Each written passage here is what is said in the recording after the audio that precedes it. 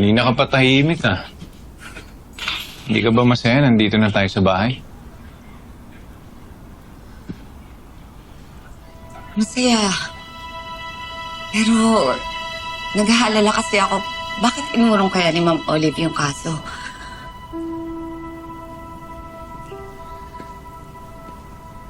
Baka anong nakakain yun ng puno ng saging. Kaya bigla nagkaroon ng puso.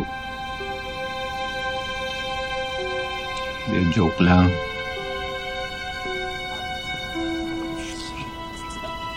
Dan, alam mo, pakaramdam ko may kinalaman si Mookie dito eh.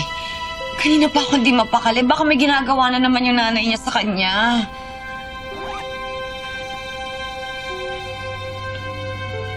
Ginawa mo na yung lahat doon sa bata, di ba? Kaya nakikiusap ako sa'yo na tigilan mo na yung mag-ina na yun. Kasi madadagdag nila yung atraso mo sa kanila eh. Pero nag-aalala nga ako kay Mookie. Ang bihira. Muki na naman yung nasa isip mo. Alam mo, akala ko simula nung lumipat tayo dito sa bahay na to, magiging okay tayo eh. Paniwala ako na magiging okay tayo, tapos ganyan na. Bihira, Muki na naman lagi nasa isip. Sandali, ano ba sinasabi mo? Di ba okay naman tayo? Wala naman tayong problema. Eh ba, ilang taon, di ba? Hinayaan kita na mag-look sa akin, baby Kyla. Dahil naiintindihan ko yung nararamdaman mo na hindi talaga mabasta-basta makawala yung lungkot. Pero kasi naman, nandito ako. Gusto ko ayusin yung buhay natin. Sa ating dalawa.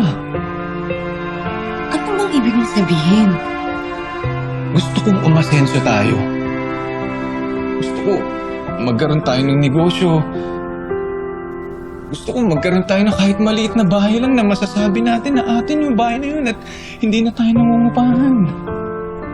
Paminsan-minsan gusto ko lumabas naman tayo.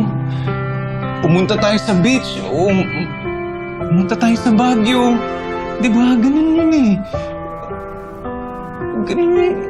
Ganun yung gusto ko. Dapat nag-i-enjoy tayo.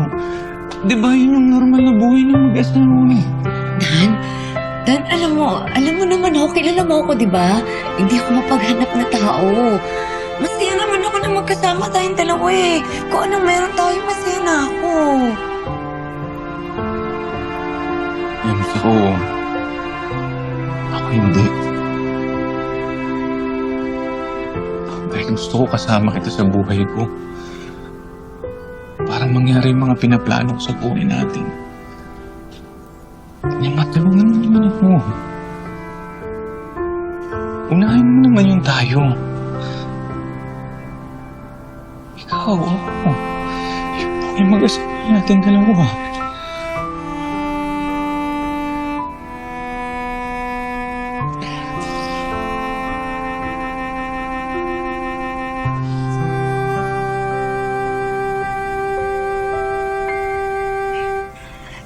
Alam ko marami akong pagkukulang sa'yo.